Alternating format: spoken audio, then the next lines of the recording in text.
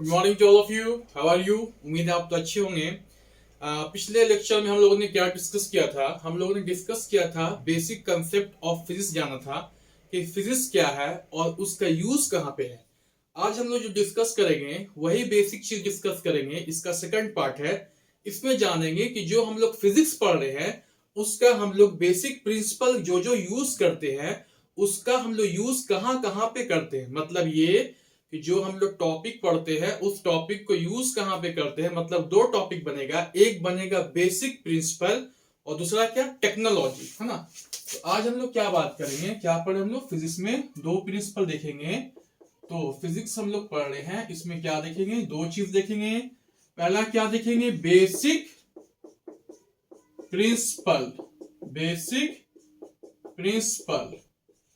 और इसमें क्या देखेंगे हम लोग? इसका यूज कहां पे करते हैं, मतलब क्या, टेक्नोलॉजी, टेक्नोलॉजी। दो चीज के बारे में हम लोग डिस्कस करेंगे। पहला क्या, बेसिक प्रिंसिपल, जो जो बेसिक प्रिंसिपल का यूज करते हैं किसमें, फिजिक्स में। और टेक्नोलॉजी का मतलब क्या हुआ? टेक्नोलॉजी का मतलब ये हुआ, आजकल हर चीज क्या है, टेक्नोलॉजी बेस्ड है। टेक्नोलॉजी मतलब ये हुआ वैसा चीज जो किस पे बेस्ड हो, प्रैक्टिकली एस्पेक्ट। मतलब प्रैक्टिकली हम लोग किसी चीज को देख रहे हैं या फिर यूज कर रहे हैं, वो क्या कहलाएगा, टेक्नोलॉजी। और ये क्या हो गया, बेसिक प्रिंसिपल। किसका? फिजिक्स का। मतलब जो हम लोग फिजिक्स में बेसिक प्रिंसिपल जो पढ़ते हैं उसका कहाँ यूज करेंगे, टेक्नोलॉजी में। कोई दिक्कत? अब हम लोग क्या देखेंगे, कौन क्या क्या टॉपिक पढ़ते, जैसे हम लोग बोले कि फैराडेज, क्या बोला, Faraday's laws of electromagnetic induction. कोई दिक्कत? क्या बोला, Faraday's law of electromagnetic induction. ये किसका टॉपिक है? ये टॉपिक फिजिक्स का है। आप लोग इस टॉपिक को क्लास 10 में भी पढ़ा होगा और क्लास 12 में भी पढ़िएगा, है ना, या फिर पढ़ चुके होंगे। क्या है? Faraday's laws of electromagnetic induction. इसका टेक्नोलॉजी मतलब ये कि इसका यूज, ये जो लॉ जो हम लोगों ने यूज किया फिजिक्स में, उसका इस्तेमाल प्रैक्टिकली कहां देखते हैं, जिसे क्या बोला, टेक्नोलॉजी। तो इसको हम लोग कहां देखते हैं, जनरेटर में। कहां देखते हैं? जनरेटर में। और किसमें? ट्रांसफार्मर में। मतलब जनरेटर और ट्रांसफार्मर वो किस पे बेस्ड होता है, तो Faraday's law of electromagnetic induction. ये क्या पढ़ा फिजिक्स में, ये मेरा एक प्रिंसिपल है। क्या होता है, E equal to minus d phi by d t, मतलब rate of change of flux is directly proportional to induced EMF. ये लॉज है जो हम लोग डिस्कस करेंगे टॉपिक वाइज। अभी सिर्फ ये जानो कि ये टॉपिक मुझे पढ़ना होता है फिजिक्स में, आप लोग पढ़ भी चुके होंगे। इसका इस्तेमाल कहाँ किया हम लोगों ने, टेक्नोलॉजी मतलब जनरेटर और ट्रांसफार्मर में। दूसरा चीज, डिजिटल लॉजिक। आपने नाम सुना होगा डिजिटल लॉजिक। जब आप पढ़ते लॉजिक गेट, है ना, मॉडर्न फिजिक्स में लॉजिक गेट आप लोग पढ़ते क्लास 12 का बिल्कुल सेकंड लास्ट चैप्टर जो होता है, मिलता है आपको, क्या, लॉजिक गेट। उसमें एक टर्म क्या है, डिजिटल लॉजिक। तो इसका इस्तेमाल कहाँ करते हैं हम लोग, टेक्नोलॉजी मतलब कहाँ पे, तो कंप्यूटर। कंप्यूटर जो वर्क करता है वो किस पे वर्क करता है, लॉजिक गेट मतलब डिजिटल लॉजिक पे वर्क करता है ना। ये किसका टॉपिक, तो फिजिक्स का। ये क्या हो गया, प्रिंसिपल। यूज कहाँ किया, टेक्नोलॉजी, कंप्यूटर में। आगे क्या देख सकते हैं हम लोग, जैसे हम लोग घर, हमारे घर में टीवी है या फिर क्या है, रेडियो पहले चलता था, आजकल टेलीविजन, है ना, या फिर क्या एलसीडी या एलईडी। तो उसमें भी हम लोग क्या फिजिक्स का इस्तेमाल करते हैं। उसमें क्या इस्तेमाल करते हैं, इलेक्ट्रोमैग्नेटिक वेव, है ना। कौन सा बोला, इलेक्ट्रोमैग्नेटिक वेव, इलेक्ट्रोमैग्नेटिक वेव। तो इलेक्ट्रोमैग्नेटिक वेव जो मेरा है वो किसका टर्म है, फिजिक्स का टर्म। किसका टर्म है, फिजिक्स का टर्म है ना। तो ये जो फिजिक्स का टर्म हमारा है, इसको हम लोग कहां देखते हैं प्रैक्टिकली, तो इलेक्ट्रोमैग्नेटिक वेव को हम लोग कहां देखेंगे, रेडियो में और किसमें, टीवी में। तो radio and the TV, this both are the technology we are using by using the basic principle which is electromagnetic wave and what we are going to study. ये कहां पढ़ते हैं हम लोग, फिजिक्स के अंदर पढ़ते हैं, है ना। ये मेरा टॉपिक है। इसका प्रैक्टिकली कहां देखा, रेडियो और टेलीविजन देख लिया, कोई दिक्कत। एक मेरा होता है बर्नौलीज प्रिंसिपल, बहुत सारे लोगों ने नाम सुना होगा इसका, है ना। कौन प्रिंसिपल, बर्नौलीज प्रिंसिपल, ये भी एक प्रिंसिपल है ना। ये किसमें पढ़ते हैं हम लोग, जब हम लोग पढ़िएगा बल्क प्रॉपर्टी ऑफ मैटर तो उसमें देखेंगे क्या, फ्लूइड में क्या देखेंगे, बर्नौलीज प्रिंसिपल। वो किस पे बेस्ड होगा आपको, ये टेक्नोलॉजी कहाँ यूज करते हैं, एरोप्लेन, जो हमारा एरोप्लेन जो यूज करते हैं वो किस पे वर्क करता है, बर्नौलीज प्रिंसिपल के ऊपर। कोई दिक्कत, इतना चीज हम लोगों ने देखा। और क्या बोल सकते हैं, जैसे हम लोग बोले कि आपको देखा होगा कि laws of thermodynamics, laws of thermodynamics जो मेरा होता है, थर्म मतलब हीट और डायनामिक्स क्या, motion, the motion of the heat part, जो इसका लॉस पढ़ते हैं, zero law, first law, second law, उसका जो हम लोग टेक्नोलॉजी कहाँ यूज करते हैं, स्टीम इंजन, है ना। तो और क्या बोल सकते हैं हम लोग, लॉज ऑफ किसका, थर्मो डायनामिक्स, ये भी क्या है, लॉज है मेरा, है ना। इसका प्रैक्टिकली कहां देखते हैं, स्टीम इंजन, कौन इंजन, स्टीम इंजन, है ना। टेक्नोलॉजी जो हम लोग प्रैक्टिकली यूज कर रहे हैं, जिसको हम लोग, कोई दिक्कत।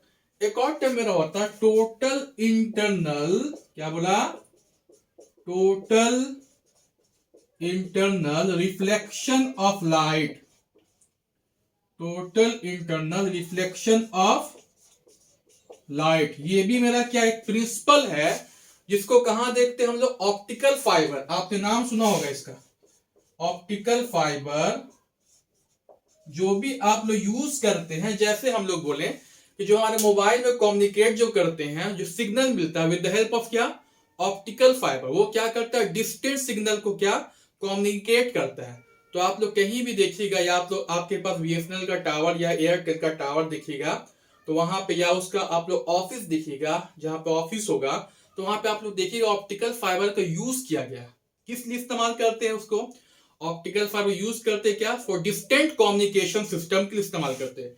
और वो किस पे बेस्ड है, total internal reflection of light. ये किसमें पढ़ना, ऑप्टिक्स में, जिसमें क्या होता है, I is greater than are, क्या होता है, I is greater than are, मतलब angle of incident will be always greater than क्या, आर से बड़ा होता है ना।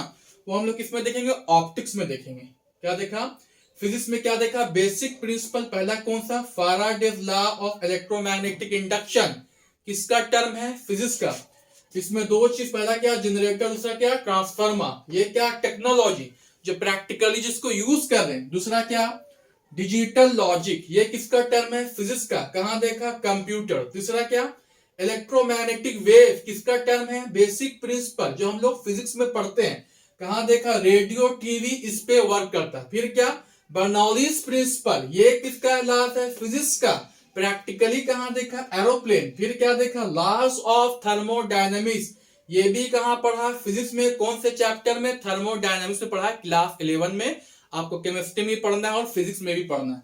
उसको कहां देखा हम लोग, स्टीम इंजन। फिर क्या देखा, total internal reflection of light, ये किसका पार्ट है, ऑप्टिक्स का पार्ट है। कहां देखा, ऑप्टिकल फाइबर जो हम लोग यूज करते हैं, है ना, किसमें, सिग्नल को भेजने में, है ना, टू ट्रांसमिट द सिग्नल हम लोग क्या करते हैं, डिस्टेंस कम्युनिकेशन सिस्टम में क्या यूज करते हैं, ऑप्टिकल फाइबर का। तो ये बेसिक कंसेप्ट हुआ किसका, फिजिक्स का, पढ़ने का। उसको क्या देखा, टेक्नोलॉजी। देखो अब थोड़ा सा हम आपको इंपॉर्टेंट बात बताना ये चाहते हैं कि पढ़ना आपको कैसे है। पढ़ाई जो हम लोग करते हैं, तो पढ़ाई हम लोग बिना रटे करना, है ना।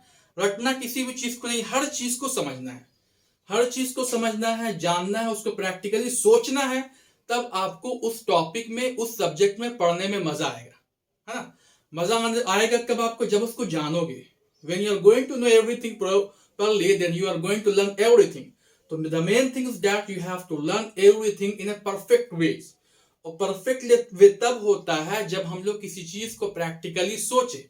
एक टर्म होता है, education is impossible without travelling. क्या बोलते हैं, education is impossible without travelling. इसका मतलब ये होता है, एजुकेशन क्या है, असंभव है बिना यात्रा के। ऐसा क्यों, ऐसा इसलिए क्योंकि जब आप सफर करते हो तो आपके ऊपर क्या इमेज बनता है हर चीज का, आप हर चीज को देखते हो, तो आप क्या उसको प्रैक्टिकली देखते हो। तो जब कोई चीज आप पढ़ाई करते हो तो वो चीज आपको बेसिकली बहुत अच्छे से समझ में आता है ना, ये चीज। दूसरा चीज हम ये बताना चाहते हैं आप लोग को कि आजकल जो है लोग ऑनलाइन पढ़ रहे हैं या ऑफलाइन पढ़ रहे हैं, वेरी गुड। आजकल का जो कंसेप्ट है, कंसेप्ट होता है self study.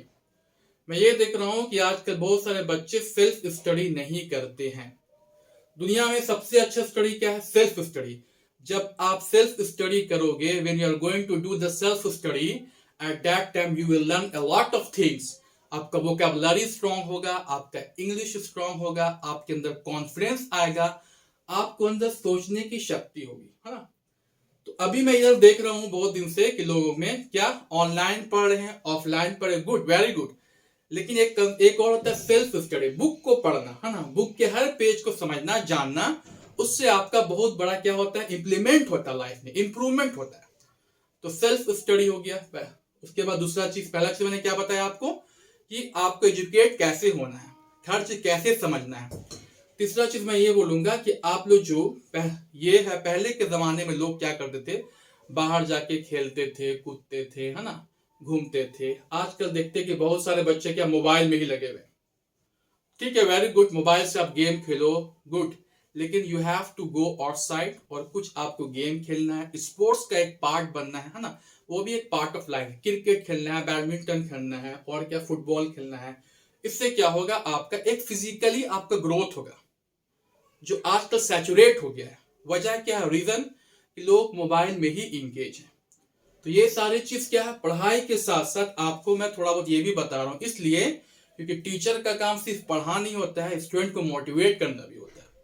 The motivation is also the part of the teacher.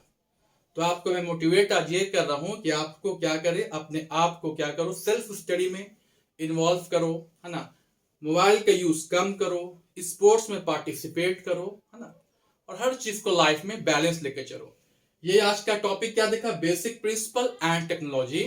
Thanks a lot for giving you ears. Bye bye, take care.